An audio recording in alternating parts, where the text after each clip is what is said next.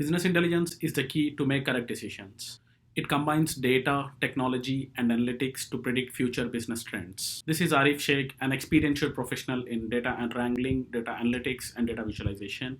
In this video, I'm gonna introduce Amazon QuickSight, a business intelligence tool by Amazon. I have divided this into multiple sessions to demonstrate all features in it. In this session, we are going to go through Amazon QuickSight workflow and its key features, and in demonstration, I divided into three parts. We are going to cover predefined datasets, predefined analysis, and predefined dashboard.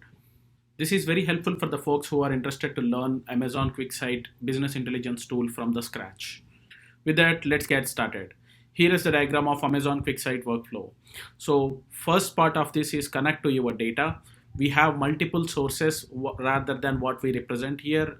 This is the sample which I showed, connecting with AWS cloud, corporate data center, files, and SaaS. We have another multiple options like Salesforce. You can connect directly with Twitter. Once we connect to the data, we are going to analyze the data here, preparation of data for analysis, creating the data set and share those analysis through emails. We can analyze the data, examine the data on top of the data set created, and visualize the data and collection of different visuals into a dashboard. And once the dashboard is created, you can share the dashboard with your team as well as with your higher management. Let's explore more features in the practical session. I just logged into AWS Management Console account, and in the services, I'm going in the analytics part of it, I'm going to QuickSight. It will take some time to get loaded. So here is the home screen of the QuickSight. You will have account details of these. We are connected to North Virginia region because it is free. So we can manage QuickSight here and community, sending feedback, what language you want to do. And if you want to see any tutorial videos, you can see it here, and then help, and then sign out. So these are the account level options what we get on the right hand side, whereas in the left hand side, the tiles whatever you are seeing, if you have any favorites, you collect any data sets, analyses and dashboards as favorites, those will be populated here, and your recent work will be captured in the second tab. And the third tab, as the name indicates, third tab is the dashboards, fourth is analysis, and fifth one is the data sets. So first we work on the data sets, and then we create analysis, and then we go to dashboards. So first let's see what we have, what Amazon defaultly provided data sets. So as you see here, this icon indicates S3 bucket, and 4 datasets created on top of S3 buckets, which is already provided by Amazon. You don't need to create any S3 buckets, or you don't need to do any load any data into S3 bucket, or nothing should be done. It will automatically loaded by default as you logged in as a free user. So in these 4 datasets, I'm gonna take one dataset which is people's overview. Once you click there, it gives the higher overall higher information of what is the dataset is about, 100% success, how many records are there, how many records were skipped, and what is the last refreshed. And if you want to refresh, you can refresh now, and if you want to schedule refresh, you can schedule refresh here. And you can delete the dataset, you can edit the dataset, you can duplicate the dataset with various name, and you can share the this dataset with any other team member who can work on another type of analysis. Or all these options will be provided on top of dataset which is created in AWS QuickSight. So let's edit the data and see what this data is about before creating an analysis. So once you click edit data, on the left hand side, you will get all the fields which is there in that data set.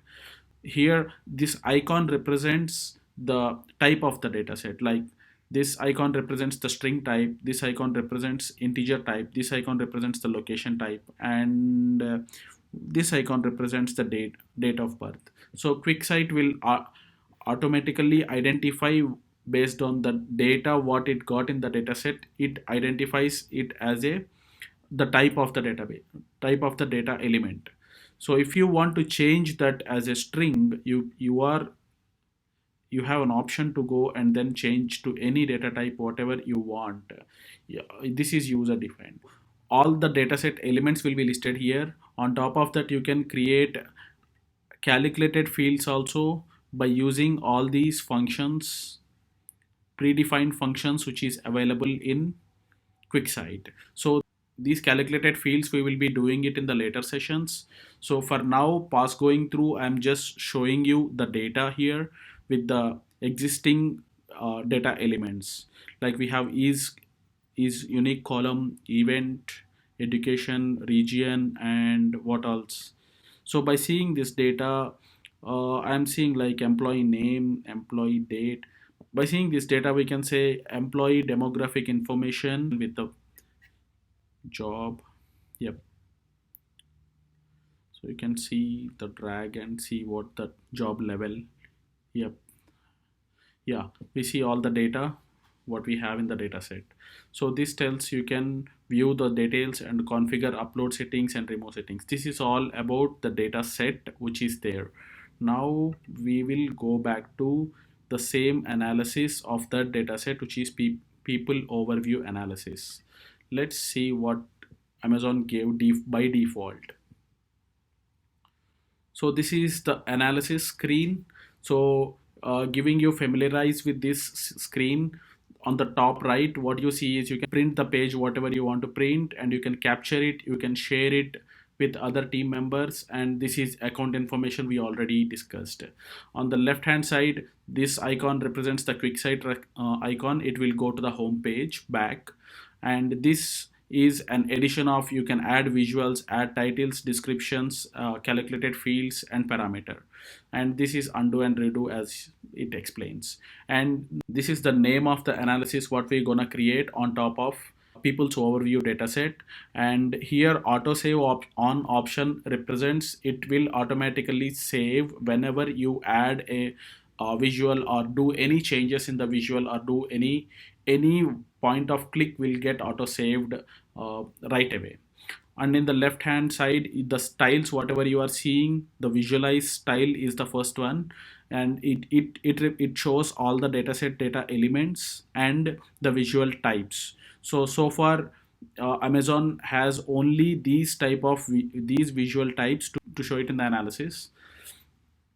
Next, filter, we can apply on filters on top of the elements which is there in the data set.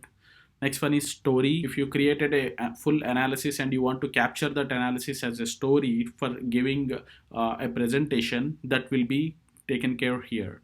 Next, parameters. This will be used to add controls to the analysis what you created, and users will have those controls to dig down more insights of the data. Next, actions. This option will be used to transform from one report to another report. Like if you want to connect to Salesforce report within this analysis, you can do that through actions.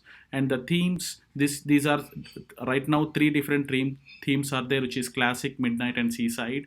So just by selecting the midnight theme, you will be able to see all the visuals will get changed. It is taking time. Yeah, see, this is midnight mode, and it will be easy for readers who can do at the midnight. So usually all developers prefer to keep in the classic mode. So settings is just giving overall settings of the visualization what we created. So let's dig down more into the center part now. This center part is the working part of the analysis. So here the first tab, let's take sheet 1, it is showing. I'm changing that into people overview 1. So I changed the name to people overview 1. You can add multiple tabs here to add more analysis and more views. First visual is the pie chart. If you go to the field wells, it has group, region, and the value is monthly compensation. So we have US, APAC and EMEA. These are the regions. These three regions, how much is the value we have? So if you go to top right corner of that, you will have settings. So you can see if you want to change anything, you can change. If you want to change legend to region 1 to just region, you can change it to region. And you have option to put at the right side and the bottom side or the top side or auto. Or by default, auto will put on the right side of the chart, and you can change it based on your page narration. And if you don't want to show legend, you don't need to show. If you want to show, you can show. So group by, and how many defaults, all these are different options you can give, you can apply on top of one visual which is created. And if you don't want to see any labels, you just remove the labels, it won't show the labels. If you want to see, and you can change the color also, dark blue is depend on whatever you have, multiple options to do all colorization and to make it visual so glow. So this is one pie chart what we seen so far, and next one is the line chart. So this line chart represents the date and then the region. So I am maximizing this to show you clearly. So if you see on every year how many people got hired by region: US 9 people, APAC 4 people, and EMEA 3 people. If you want to see this on a quarterly basis, you just change the aggregate to quarter. So if you see, you can see the things on quarterly basis as well. If you want to see on monthly basis, you can do it here as well. So this is on monthly basis, this is more zigzag wise. So yearly basis should be fine to see how many people got hired on each year, and how we are behaving from last 5 6 years, how our recruitment is going on. So this is how you can do create analysis. The next one is hired by business function. So how many people got hired on each business section. Now if you see here, there are no numbers towards this. If you want to add numbers, you just go to right hand side and go to labels, and then settings, and I am allowing labels to overlap. So here, even we have less number of people, it is showing you 6. If you uncheck that, then it won't show. So overlaps also it will allow, even 1 also it will show.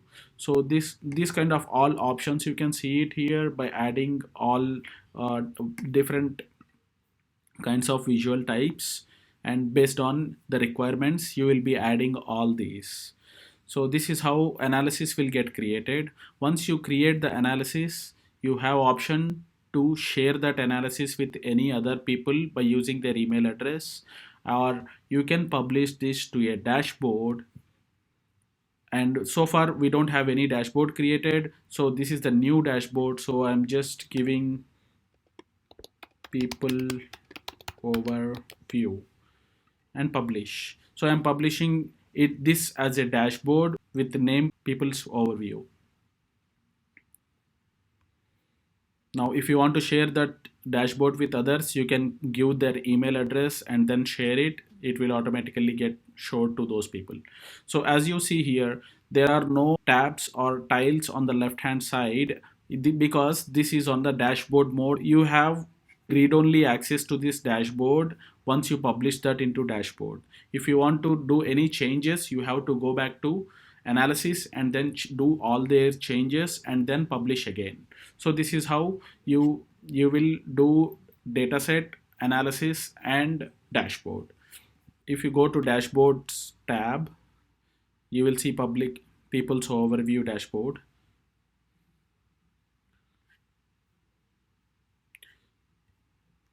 So this is the one which we have created just now. So like that, we do have 3 other data sets like sales pipeline, web and social media analytics, business overview, and we have the same analysis for those 3 data sets. And I want you to create, to do analysis of the data set, what this data set is about, and how the analysis is get created, and do some changes on that analysis and publish as a dashboard for all these 3 before joining my next session. In the next section, we are gonna drill down more and with our own data sets, and how to create parameters, how to apply filters, and how to publish as a dashboard, how to add a calculated fields. All those will be covered in the next session, but I recommend to practice with the existing data sets, data analysis, and publish those as a dashboards to have hands-on experience with the basic visualizations.